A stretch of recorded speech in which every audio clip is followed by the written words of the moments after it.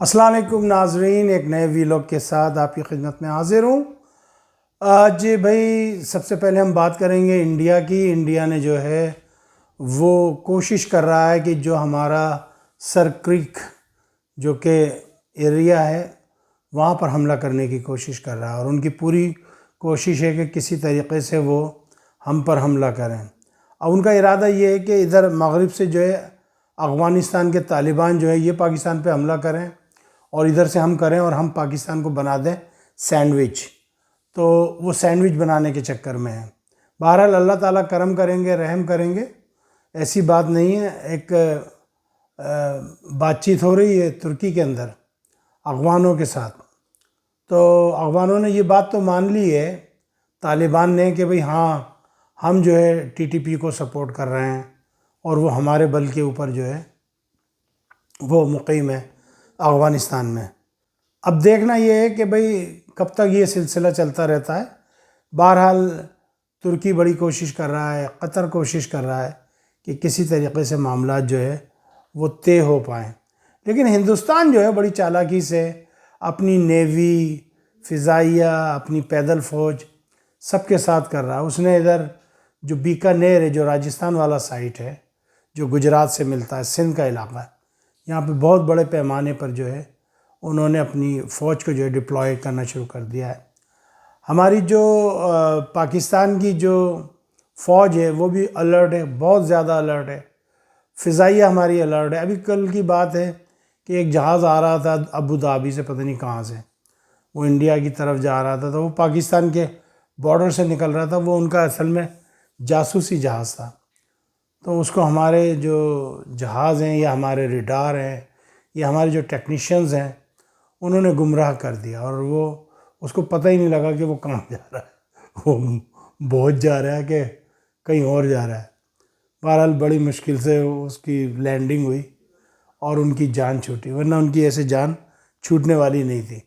ایک چیز اور یاد رکھیں کہ ہندوستان جس آگ سے کھیل رہا ہے وہ چھوٹی موٹی آگ نہیں، وہ بہت بڑی آگ ہے۔ وہ کہیں ایسا نہ ہو کہ ہندوستان کی چتا بن جائے، ہندوستان کی چتا کی آگ بن جائے اور پورا ہندوستان اس چتا میں جو ہے گھیر لیا جائے۔ دیکھیں ہم نے تو 1,00,000 دفعہ پہلے بھی کہہ دیا۔ آپ کہتے ہیں کہ جی زیب صاحب آتے ہیں جب بھی وہ یہی بات کہتے ہیں۔ بھائی دیکھیں اگر ہم مر گئے تو شہید، بچ گئے تو غازی، سیدھی سی بات ہے۔ یہ غازی، یہ تیرے پراسرار بندے جنہیں تو نے بخشی ہے ذوق خدائی۔ تو بہرحال یہ ہے کہ اب دیکھتے ہیں کیا ہوتا ہے، لیکن جس طریقے سے یہ پراکسی وار کروا رہا ہے انڈیا، تو اس کو بڑی مہنگی پڑے گی۔ ادھر جو ہے ہمارے جنرل ساحر شمشاد صاحب جو ہیں، ساحر شمشاد صاحب، وہ گئے ہیں بنگلہ دیش کے دورے پر، اور ان کو بالکل جو بھارت کا جو بارڈر ہے بنگلہ دیش کو ٹچ کر رہا ہے، کسی زمانے میں ایسٹ پاکستان ہوا کرتا تھا، وہاں پر جا کر دکھایا گیا ہے کہ کس طریقے سے وہاں پر جو ہے نقل و حرکت ہو رہی ہیں۔ اور پھر ادھر سے جو ہے چائنا جو ہے پوری طریقے سے ہوشیار ہے کہ جی کسی طریقے سے بھی انڈیا نے کچھ حملہ کیا یا کوئی غلط بات کری تو ہم اس کو یہاں سے منہ توڑ جواب دے دیں گے۔ اب دیکھیں ہندوستان میں جو ہے وہ 3 طرف سے لڑائی ہوگی۔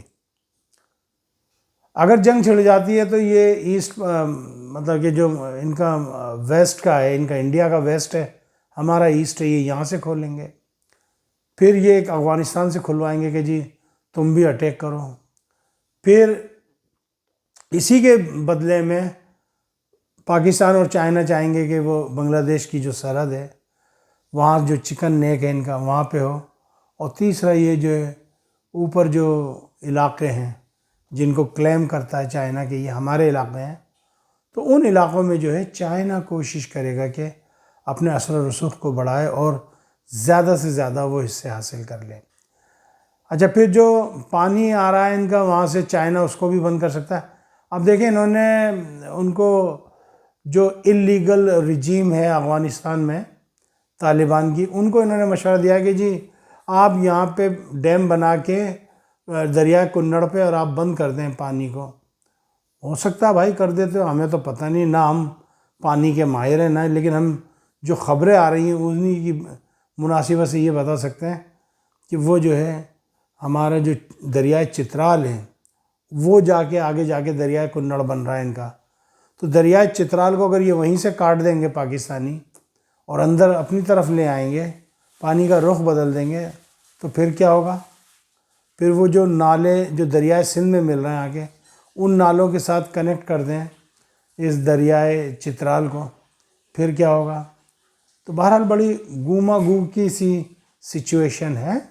اب دیکھنا یہ ہے کہ کیا کچھ ہوتا ہے کیا نہیں ہوتا ہے، لیکن ہندوستان رال ٹپکائے بیٹھا ہے کہ کسی طریقے سے قبضہ کر لے، کسی طریقے سے حملہ کر دے۔ کہاں پر؟ وہ کراچی کے اوپر۔ اب کراچی کے اوپر حملہ کرنا کوئی بابا جی کا باڑا تو ہے نہیں۔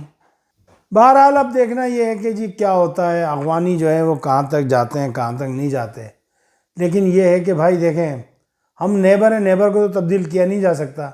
ہاں یہ لڑیں گے، کیا کریں پھر، اور ان سے بھی لڑیں گے، ہندوستان سے بھی لڑیں گے، ان سے بھی لڑیں گے، لیکن یہ کہ ہمیں یہ پتہ لگ گیا کہ جو ہم نے سن 78 سے لے کے ابھی تک ان کی جو بھی ہیلپ کی، مدد کی، وہ سب رائے گا گئی، جو ہم نے اپنا منہ کا لقمہ نکال کے دیا وہ سب نمک حرامی میں گیا۔ یہ کہتے ہیں جی نہیں ہم تو نمک حلال ہیں۔ ہاں بھائی آپ نمک حلال ہو، ہم کب کہہ رہے ہیں تم نمک حرام ہو؟ تم نے نمک حلالی کی ہے ہندوستان کے ساتھ۔ بہرحال جی اب یہ سلسلہ ہو رہا ہے، اب یہ لڑائی بھی ہو رہی ہے۔ اب دیکھیں یہ انڈیا جو ہے نا، یہ چاہتا ہے کہ کسی طریقے سے پاکستان کو گھیر لے، اور جو 10 مئی کا اس کا بدلہ ہے وہ ہی لے لے، کسی طریقے سے 10 مئی کا بدلہ لے لے، بس اس کی ساری یہ ہے۔ اب بھائی دیکھ 10 مئی کا بدلہ لینا تو لے لے بھائی، تو یہ کون منع کر رہا؟ تو بڑے باپ کا بھیا، ہم کیا کہہ سکتے ہیں؟ ہم تو غریب آدمی ہیں، صحیح ہے، ہم تو اللہ پہ توکل کرتے ہیں، اور ہم تو بھائی جب لڑتے ہیں تو اپنے وطن کے لیے لڑتے ہیں۔ اور آپ دیکھیں کہ ایک پروپیگنڈا کیا جا رہا ہے، پشتون یہ جو اغوانی میڈیا ہے وہاں پہ، وہ پاکستانی فوج کو پاکستانی فوج کہہ ہی نہیں رہے، وہ پنجابی فوج کہہ رہے ہیں، یعنی جو دیگر صوبے کے لوگ ہیں ان سے لڑا دیا جائے۔ نہیں، ہماری پنجابی فوج نہیں ہے، ہماری پاکستانی آرمی ہے، پاکستانی فوج ہے۔ اور ایک ایک بچہ، آئی ایم اردو اسپیکنگ، میں اردو اسپیکنگ ہوں کراچی کا، سمجھ آئی؟ میرا پنجاب سے کوئی تعلق نہیں ہے، لیکن آرمی میری ہے، فوج میری ہے، میرے بچے، میرے رشتہ دار، میرے اپنے عزیز و اقارب فوج میں ہیں، تو فوج ہماری ہے۔ فوج نہ پنجاب کی ہے، نہ سندھ کی، نہ بلوچستان کی، کسی کی نہیں، فوج اس پاکستان فوج، پاکستان آرمی۔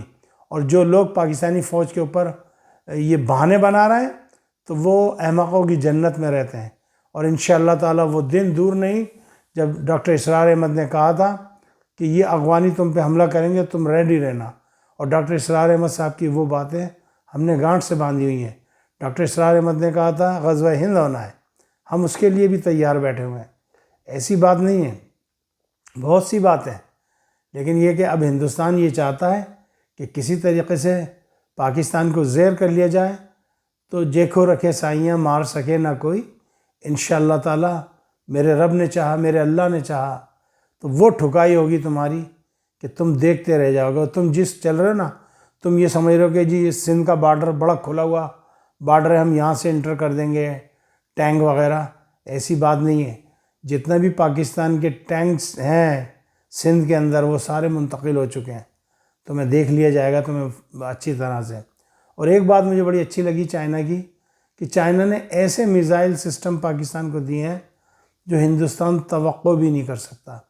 بس میں بتانا نہیں چاہوں گا کیا ہے، کیسے ورک کرتے ہیں، لیکن بس اپنے اس میں رہے۔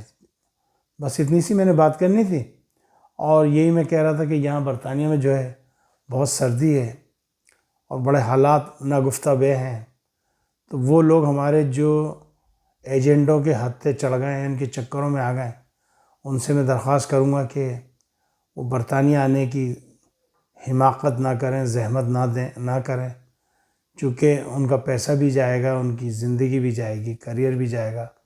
دیکھیں وہاں بیٹھنے والا جو ہے وہ تو حرام خور ہے، حرام راشی لوگ ہیں، وہ سود خور لوگ ہیں، جو ہم غریب بچوں کی بیچاروں کی زمینیں بکوا کے اور ان کو یہاں بھجوا رہے ہیں۔ میں یہاں برطانیہ میں آپ کو صحیح کہہ رہا ہوں کہ خدا را برطانیہ نہ آئیے گا، چونکہ اتنے سخت قانون آ گئے ہیں کہ اب ہو سکتا ہے کہ جن کی برطانیہ کی شہریت ہے ہو سکتا ہے یہ ان کو بھی نکال دیں. تو یہی میں بس آخر میں کہنا چاہ رہا تھا. اپنا اپنا خیال رکھیے گا، دعاؤں میں یاد رکھیے گا. کچھ طبیعت ذرا ناساز سی ہے آج کل، ذرا دعا کیجیے گا کہ اللہ تعالیٰ طبیعت کو اچھا کر دیں، اور انشاءاللہ تعالیٰ آپ سے گفتگو کا سلسلہ جاری رہے گا. پاکستان زندہ باد، افواج پاکستان پائندہ باد. السلام علیکم ورحمۃ اللہ وبرکاتہ.